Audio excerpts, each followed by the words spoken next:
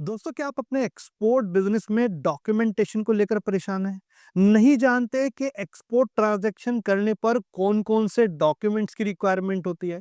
दोस्तों, जैसा कि आप जानते हैं, अगर आप एक्सपोर्ट इंपोर्ट बिजनेस कर रहे हैं या फिर करना चाहते हैं, तो यहाँ पर आपको डॉक्यूमेंटेशन और लीगल कंप्लायंसेस को प्रॉपर्ली फॉलो करना होगा।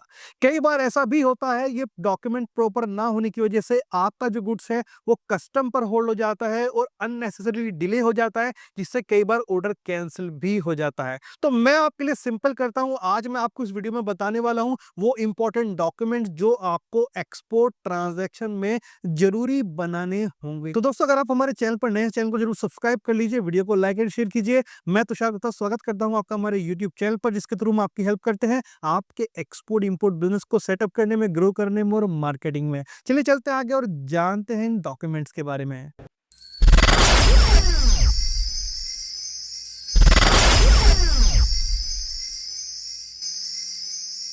दोस्तों, अगर आप एक्सपोर्ट इंपोर्ट बिजनेस में जाना चाह रहे हैं या फिर ऑलरेडी एक्सपोर्ट इंपोर्ट कर रहे हैं, तो आपके लिए जानना बेहद जरूरी हो जाता है कि यहाँ पर आपको कौन कौन से इंपॉर्टेंट डॉक्यूमेंट हैं जिन्हें मेंटेन करने हैं, जिन्हें बनाना है जब आप कोई कंसाइनमेंट अपने कंट्री से दूसरे कंट्री में भेजते हैं।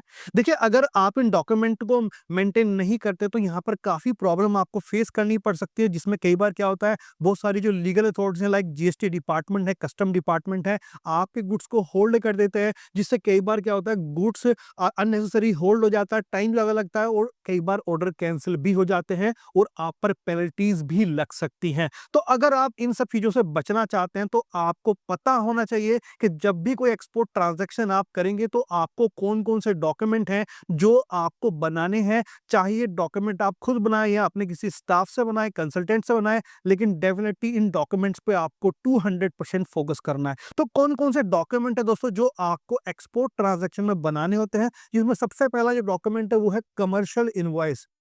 आप जानते हैं कमर्शियल इनवॉइस के बारे में, जिस तरह से इंडिया में टैक्स इनवॉइस होता है, उसी तरह से जब आप एक्सपोर्ट करते हैं तो आपको कमर्शियल इनवॉइस बनानी होती है, जिसमें पूरा डिस्क्रिप्शन रहता है गुड्स का, पार्टी कौन है, आपका एक्सपोर्टर कौन है, इंपोर्टर कौन है, GST number, IC number, description होता है गुड्स के बारे में, कितनी क्वांटिटी है, क्या प्राइस है। तो पूरा इंफॉर्मेशन, पूरा डिटेल आपको कमर्शियल इनवॉइस में देना होता है। अब ये कमर्शियल इनवॉइस का क्या फॉर्मेट है, हमारे चैनल पर वीडियो है, वो जाके आप देख सकते हैं। उसके अलावा दोस्तों, आपको पैकिंग लिस्ट बनानी होती है। ये भी मैंडेटरी डॉक्यूमेंट है पैकिंग लिस्ट का।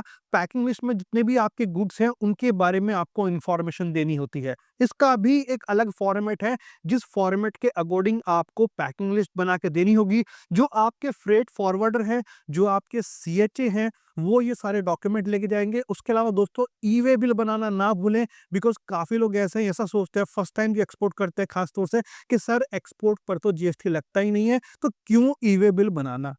अगर आप ई वे बिल नहीं बनाते हैं और आपका गुड्स रास्ते में होल्ड कर लिया जाता है जीएसटी डिपार्टमेंट द्वारा, तो दोस्तों काफी अच्छी पेनल्टी आपको पेड करनी पड़ जाएगी और आपका गुड्स हो जाएगा लेट, जिसकी वजह से, जैसे कि बताया, आपके ऑर्डर भी कैंसिल हो सकते हैं।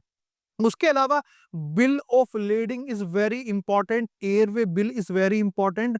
चाहे आप एक्सपोर्ट कर रहे हैं, चाहे आप इंपोर्ट कर रहे हैं, बिल ऑफ लेडिंग पे, एयरवे बिल पे आप फोकस कीजिए। देखिए, कई बार क्या होता है, जो आपके सीएचए है या फिर फ्रेट फॉरवर्डर है, आपसे गुड्स आपकी फैक्ट्री से उठा के ले गए, लेकिन जो मास्टर बिल ऑफ लेडिंग है, मेन बिल ऑफ लेडिंग है, वो मिलेगी जब वो गुड्स हैंड ओवर कर देंगे शिपिंग एजेंसी को। तो जो आपकी फैक्ट्री से और शिपिंग तक पहुंचाने का जो एक टाइम फ्रेम है, उसमें अगर आपका बायर कुछ एविडेंस मांग रहे हैं, तो आप क्या लेंगे? उसके लिए दोस्तों आप हाउस बिल ऑफ लेडिंग ले सकते हैं। तो इस तरह से इन डॉक्यूमेंट्स का आपको ध्यान रखना है। उसके अलावा दोस्तों, कुछ अदर सर्टिफिकेट्स होते हैं जिनका आपको बहुत ही ज्यादा फोकस करना है। फॉर एग्जाम्पल, आपके बायर ने कहा कि वो साइटोसैनिटरी सर्टिफिकेट चाहता है, तो ये सर्टिफिकेट आपको प्रोवाइड कराना है। वो certificate of quantity and quality चाहता है, तो वो आपको प्रोवाइड कराना है। जो भी आपके प्रोफॉर्मा इनवॉइस यानी पीआई के अंदर टर्म्स एंड कंडीशन है, वो टर्म्स एंड कंडीशन यहाँ पर आपको फुलफिल करनी होंगी।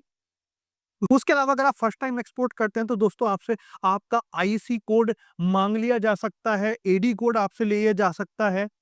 अगर आप एक्सपोर्ट कर रहे हैं एलयूटी पे, तो एलयूटी सर्टिफिकेट आपसे को देना होगा। ये सारे डॉक्यूमेंट की प्रॉपर चेकलिस्ट बनाइए, इन डॉक्यूमेंट को जब आप एक्सपोर्ट करते हैं खुद से चेक कीजिए, किसी थर्ड पार्टी पे, किसी सेकंड पर्सन पे आप मत छोड़िए कि ये डॉक्यूमेंट वो चेक करेगा, कुछ गलती होगी तो बता देगा, क्योंकि अगर यहाँ पर कुछ प्रॉब्लम हुई तो अल्टीमेटली आप ओनर हो, आपको देखना है।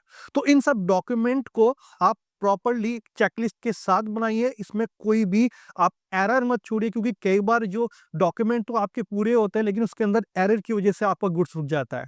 आपने गलत क्लासिफिकेशन दे दिया, एचएस कोड गलत डाल दिया, तो इन सब बातों का दोस्तों यहाँ पर स्पेसिफिकली आपको ध्यान रखना है। अगर आप भी चाहते हो कि सर कौन-कौन से डॉक्यूमेंट्स की लिस्ट हमें रिक्वायर्ड होती है जब हम एक्सपोर्ट करते हैं, तो नीचे आप कमेंट कर सकते हैं, अपनी ईमेल आईडी छोड़ दीजिए, हमारी टीम आपको वो लिस्ट पूरा सेंड आउट करेगी। फ्री ऑफ कॉस्ट के कोई चार्जेस नहीं है। उसके अलावा दोस्तों अगर आपको कोई भी प्रॉब्लम आती है डॉक्यूमेंटेशन से रिलेटेड, तो आप हमसे कंसल्ट कर सकते हैं, हम आपकी डेफिनिटली हेल्प करने वाले हैं। तो मिलते हैं एक नई वीडियो में नए टॉपिक के साथ, तब तक के लिए थैंक यू, शुक्रिया।